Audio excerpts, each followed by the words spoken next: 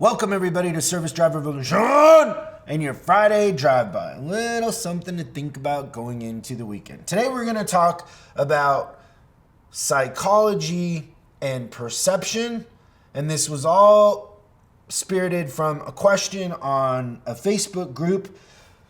And Abby posed the question. Abby, I want to be completely honest with you. I went in there and I went to make a video replying to this, and two things happened. One is that, I don't know, for some reason Facebook hates me and my phone camera was sideways. No matter what I did, I was upside down. Then my answer to this is a little longer than I think is appropriate in there. So we're going to get a little deep. Maybe this is a little heavier than most are used to, but I really think your question is on point and a great one. So let me read Abby's question in the Facebook group. What is the opinion on the 3 C's to the customer? We receive surveys and get hit on price and communication. I see value in breaking down a complaint, cause, and correction to a customer. I feel it helps explain the concerns and can help them understand the effort into the dollar amount behind the repair. Am I the only one that thinks this? Question mark. So kind of the first part of this is she's asking, what is the value of advisors putting complaint, cause, correction on the repair order? My answer to that is that we have to separate the two. So the complaint, cause, correction are to the benefit of the customer, but more than anything else, in my opinion, those are kind of to cover us that we're actually doing them. And it also shows us as leadership how our system's working. Like, a lot of times in that scenario, the technicians can mess it up just as much as the advisors, right? And so it covers us, and it's good to have complaint, cause, correction. But the truth of the matter is what's happening here has very little to do with the explanation on the repair order, and it has everything to do with how the customer is feeling. So whenever you're getting customers that are complaining about price, you have to understand that complaint comes from somewhere else that usually we aren't looking. So we understand intuitively that business is about exchanging value for money. We're solving somebody's problem and they are giving us money. And the more value that we give somebody, the more we can charge, right? And so that's kind of the exchange. It's an exchange of value. Now, most of us start to think about the value being the commodity that we're selling. So we think that, let's say that we're in the business of selling toothpaste. We think that what people are buying is toothpaste and we're competing on toothpaste, right? But if we're just competing on that commodity, the toothpaste, most of the time we're going to be competing on price. And if a customer doesn't perceive any value different than our competition, besides it just being toothpaste, then the customer is going to gravitate towards the lowest price. Because there's no loyalty involved, there's no emotion involved. Now, if we have toothpaste and that toothpaste is recommended by dentists and science says that, you don't have to ever have cavities filled if you use this toothpaste, or whatever the hype is on that, that's what is going to drive the value, and that's perception. And what that comes down to is it's the story that's being told. So the story being told about that toothpaste, more than anything else, determines the value. Now, oftentimes, toothpaste, and I'm randomly pulling toothpaste out of the air.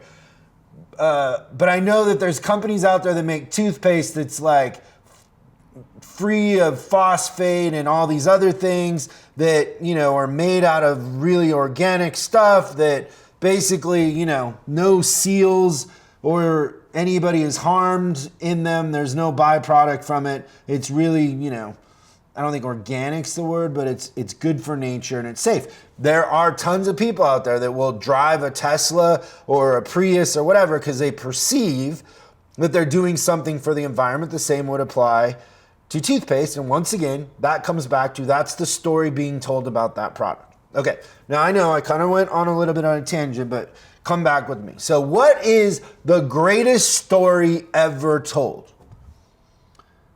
What is the greatest story ever told in really, honestly, history? Money. Money is the greatest story ever told.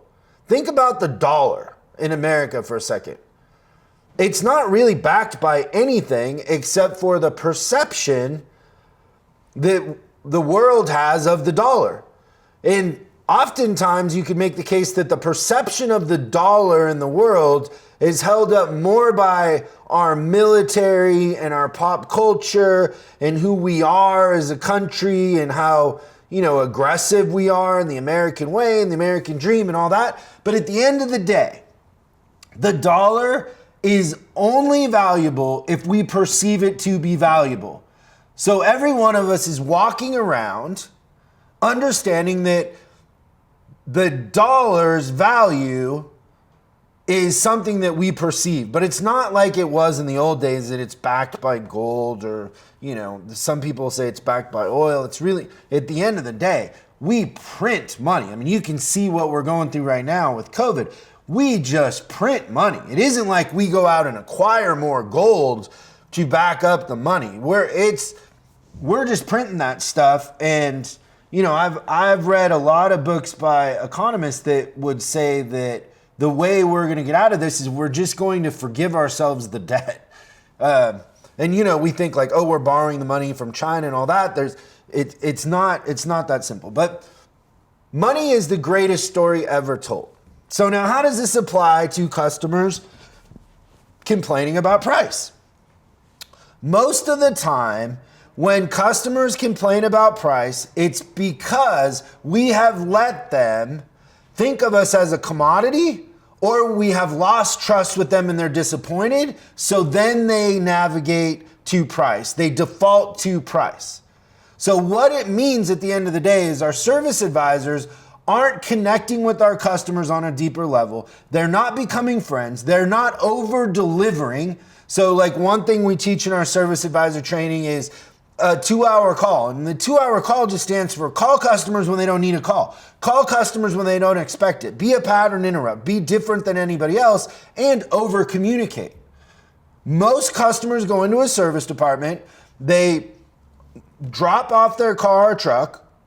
They don't hear anything. They call us or they show up and it's not done, or somebody told them it was done. They show up. It's not done. Most of the time, that experience is a huge pain in the butt for customers. And every time they worry, every time we disappoint them, every time we look disorganized, every time we're not friendly, every time we pretend like we're on the phone when we should be talking to them, we're losing value in their mind. So price is perception. And the perception that your customers have is that the value doesn't outweigh the cost. And so the simple solution there is to build more value. And build value by having a relationship with your customers. Build value by over communicating. Build value by petting the dog and talking about everything else but the vehicle. The vehicle is a commodity. And if it comes down to price, then somebody else can always do it cheaper, right? So say, a perfect example of this is like, oftentimes somebody will be selling alignments for $89.95. And when we go in, we'll raise the alignment price to $139.95 and we'll sell 2, 3, 4 times more alignments than they were ever selling by raising the price. Now on paper, that seems like, oh, well, you just raised the price and maybe you gamified the advisors and they sold it. Well, yeah, maybe we did gamify the advisors and that helped in it, but what we really do is we change the process in the drive so the customer's greeted within 3 seconds. We take away all decision making. We say, pull into lane 1, pull into lane 2. They have no chance to worry. We tell them, stay with your car. Tom is going to be out to help you.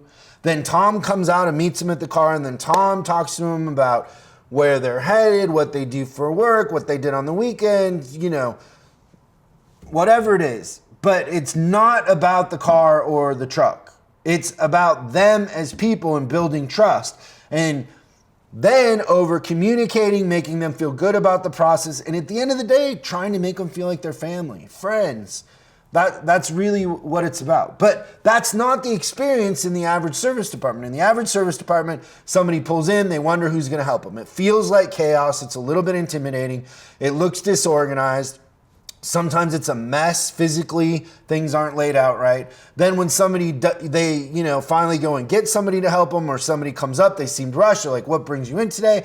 Okay, and it's all about the car. They type up a repair order, sign here, and then it's complaint, cause correction, and maybe the car was done when we thought it was, and that's it. There's no connection, we're not different than the competition, etc. And so my first counter question to you, Abby, was how many ROs are your advisors writing?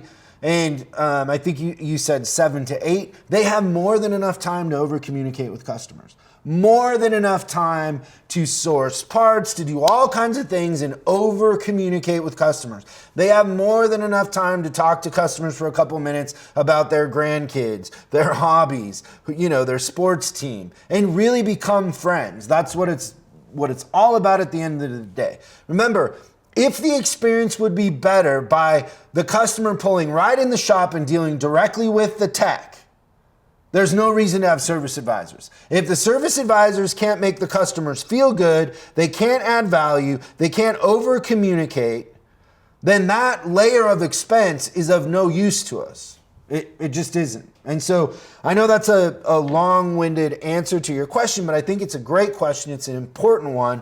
And so understand that the greatest story ever told is money. And the perception of money is the most important thing to understand. And value is only questioned when they're disappointed or they don't feel an emotional connection to us. If it's just about the oil change, if it's just about tires, if it's just about a water pump, then they would probably rather go to Costco and save $10 on the tires. So it has to be about a relationship. It has to be about us over communicating, about us delivering an experience that they want to or they would endure again and not rated up there with going to the dentist. And that's on the service advisors. That's the role of the service advisors in this equation. So thank you so much for the question, and I hope everybody has a great weekend, and we'll see you next time on Service Drive Revolution. Next week on Service Drive Revolution. You know what we're going to talk about today? Let me tell you what we're going to talk about today. Why you can't hire techs. That's going to be the subject today. We also are going to play my new favorite bit, Would You Rather, and we're going to take a question from the audience. Thanks for watching this week's Drive-By. I hope we gave you something to think about over the weekend. We're uploading new stuff every day, so make sure you subscribe and click the bell icon so you don't miss out. If you have a question you'd like us to answer on the show, call 8333-ASK-SDR and we'll answer your question on the show. That's 8333-ASK-SDR. For special deals on our books and training, head over to offers.chriscollinsinc.com. Now that's offers.chriscollinsinc.com. I'm Chris Collins, and I'll see you in the next video.